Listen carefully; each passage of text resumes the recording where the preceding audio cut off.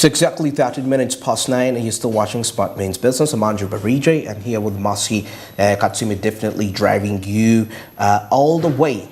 Well, still to remind you on that notice that the markets on the Zebra platform are already on, and to participate it's quite simple. Stat 92 hash is simply the USSD code that will avail with options where you'll be in position to actually possess bonds and securities. These are government bond securities we're talking about for a fee of just 15,000 Ugandan shillings. Now definitely the markets opened at exactly 8:15 a.m. and they will be running all the way to 3:15 p.m. That is East African time, and this is effective Monday up to Friday, apart from the week when those markets cannot be accessed. But of course, despite that, you have the rest of the days to capitalize and make money. Something which I believe it's quite key. National development. Zabo made this a reality for you, and it's quite very simple to participate with that. Of course, details are available for you there. That's why it says My Money, My Future. And Altex East Africa says do something new for yourself. Remember, it is 2023. Well, now as we get into our business insight, just 14 minutes past here, of course, we have something in line with understanding the World Bank project, which have been halted as a result of suspending the funds, you know, and a part of them includes the roads, which most especially those within Kampala metropolitan, which are likely to be affected. Of course, there are roads which are already on the ongoing, and we all know that actually the fact that some of these projects which they had already funded will still continue. The funds will still come in and they will construct them.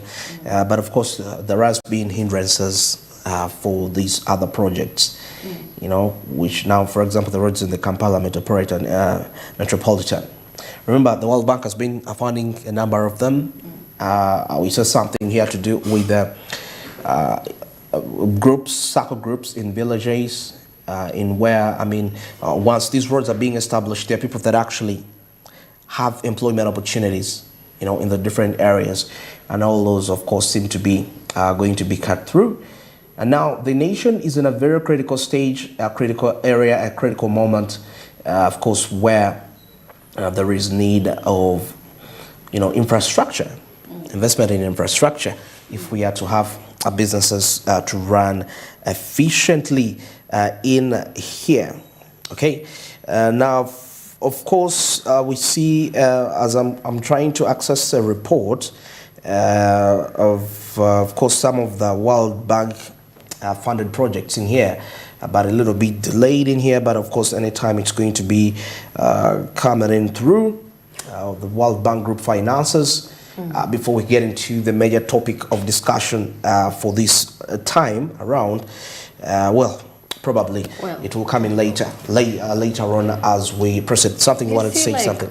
People had predicted, you know, the public actually, or many stakeholders had predicted that this would actually have a huge impact on the economy as well. Now, starting on the roads, and people are saying there has to be a way of getting the funds. That means definitely Mumuntu Wansi will have to find out ways. They're going to, you know, find other difficult ways which are going to really affect us as Ugandans, as citizens. So, I mean, this is what we have been calling for. Setting up alternative ways, you know, just in case something happens like this. This is the time we have been having a lot of pushing out for many projects, and coincidentally this came in. So what does this poses a question of how ready we were? Were we ready, or we were really waiting for the aid? Were we ready as a country for such emergencies, or we were seated comfortably hoping someone could come to our rescue? It is not a good. It's not a good mentality. Sitting around waiting, you know. Imagine that person never turns up. What is there? If it, imagine your scenario going home and the vehicle you were hoping for doesn't turn up, will you not go home? Because, yeah, definitely you'll have to. You'll have to look for alternative means. You'll have to have a plan, you know, set in place just in case. So some of the roads are being worked on. Where the railway is going to be passing and all. So, I mean, we shall use, if it's patching the potholes and filling in just a little bit of amount. That is short term. I know it's short term. Doesn't last long. We do not know how the negotiations are going to go, you know, because they are going back to renegotiate. Renegotiate. Maybe they could come back. Maybe we shall have to agree on certain terms. Maybe we never read through well the terms and conditions that were said. This is a time for us to go back and read through the terms and conditions of the World Bank. But anyway, this poses a question for us. Can we really survive without this foreign aid? Can we? Without the foreign aid. And actually that proposes that there is a discussion that is coming up, rising, and of course later on with time we shall be really breaking the ice about it, about a united Africa being able to suppress the Western sanctions. You know, there is something I read, and they said when you start fending for yourself, you're respected, because I mean there is no respect given to a beggar. You never beggar, yeah. So if you're a beggar, because for now we are like beggars, so you have to go by their rules, by their tune.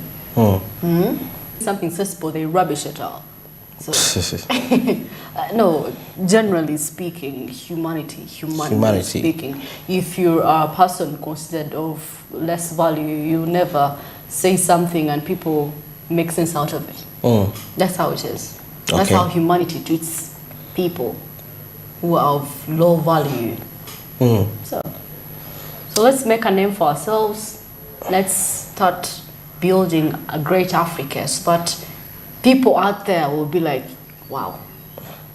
They respect, they even come to you seeking advice. Absolutely. All right, now of course as we see that the IMF, because we know the IMF is really much more responsible for do with matters with fiscal policies. Sometimes it really gives some advisory to the different countries on how they can actually maintain a stable, fiscal policy within that, and all that. But of course, majority of them, like experts say, are not in good spirit, are not in the good spirit of the nations they're actually giving this advice to, most especially those in Africa. And if you realize that some of these policies which the IMF puts onto, could be maybe the World Bank, because the World Bank is more of grants and loans, but IMF with fiscal structures, act like an internal distraction. They give you a system that you adapt in your country. Before you know it, you find that you've distracted the entire economy, and it's all in their favor, because ideally speaking, if we are to term these policies, we simply go by what our country needs. I mean, what the fiscal policy of Kenya is, its structure is based on what Kenya as economy is, as a country. Uganda is a different case, and all that. So, to what extent do these policies that are passed on to these bodies, the IMF, it's very important key to understand to what extent are they in favor of the interests of the natives that they say that they are actually fighting for, if we are to examine this in a very deep sense. That is something that we are going to also, we shall get to see and observe. But anyway, the biggest picture is in here is that can United Africa suppress the Western sanctions? Because if it was the case before, we wouldn't be here thinking of where are we going to survive. This would be an African issue, not a Ugandan issue. Now it's a Ugandan issue. That really points out this aspect. But of course, we are going to get into the break, and when we return shortly, we are going to have these discussions in relation to the Kampala metropolitan projects, which are ongoing, and they seem to be a little bit affected, of course, by the ongoing sanctions by the World Bank, and we shall be dissecting them with Honorable Betty Namboze as the Member of Parliament, Mukono municipality. But definitely, we are going to be taking a look at that just shortly after the break. But of course, I believe when you see this, it will really give you a right picture of where we stand and how real this is to our economy. Uganda, I mean, this is a great economic war. Like somebody said, what happened way back in the time. I mean, it's not the first time Uganda is really facing these economic wars.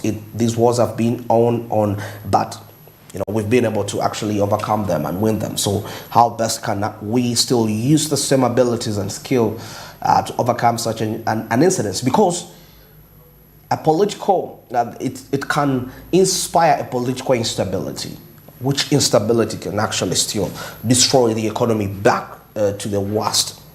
Well, still on that notice, the market's on the Zabo platform already on, and to participate, it's simple. Star 292 hash is simply the code for you, and you will be able to buy bonds and securities for just 15,000. You get a shillings. Now the markets open at exactly 8:15, and they'll run up to 3:15 p.m. That is the East African time, effective Monday up to Friday.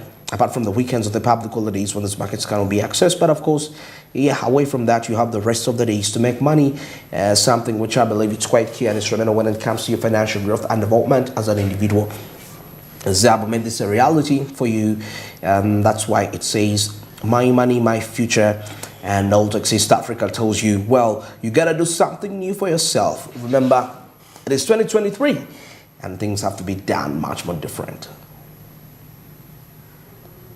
By the way, Marcy, before we get into the break, what's your take on trading bonds and securities? Have you endeavored to try to buy bonds? Okay, it may not be really that, but I mean, okay, some people, when we talk about this, what comes in their mind is forex trade, but I don't want us to think in forex trade. What's your perception on bonds? For security purposes, just in case you have. I have heard of stories, people doing that, and it's helped them mostly for a person who is still developing as a youth. Some huge amounts of money that you can't receive when you're at a certain age. Why? Because some of us are excited. That is when you think of maybe buying things that are not necessary. So for purposes of securing your future, you invest government bonds. In turn, you get profits out of it. So definitely, I will think about it. It's a good thing. It's a good thing to think about. It's a good thing to actually involve yourself in. But for now, but those who are in there have positive results. I mean, depending on the term that you sign in for, either a year, 5 years, 15 years. So definitely for those maybe that are into the private sector, private working places, they could do that, as an option instead of saving and maybe NSSL for other insurance companies. As well as a saving mechanism. Yes, a saving mechanism. So, and the money still is making profits. It's still making profits. Literally, it could be, but at least you know that it is safe. It is safe. So definitely, but I don't know. Some people have also ideologies about them. They may be they're not real. Your account may scams. You get into with scams and conspiracies. Because it's funny, but definitely I would do that. Okay. Now, because people lately do not trust banks, bank institutions. Banks. The confidence is a little bit down. Those are one of the alternatives you could think about. I would actually invest my money in bonds and securities. It is safe. I know that 5, 10, 20, 30 years from now, as people are getting money from the retirement benefits, I'm also reaping some huge profit in there. But of course, every day, every year, I can keep on increasing my investment. And bonds is the way. Well, that was something to do with that. Now let's take a short break, and we shall be returning to wrap this up.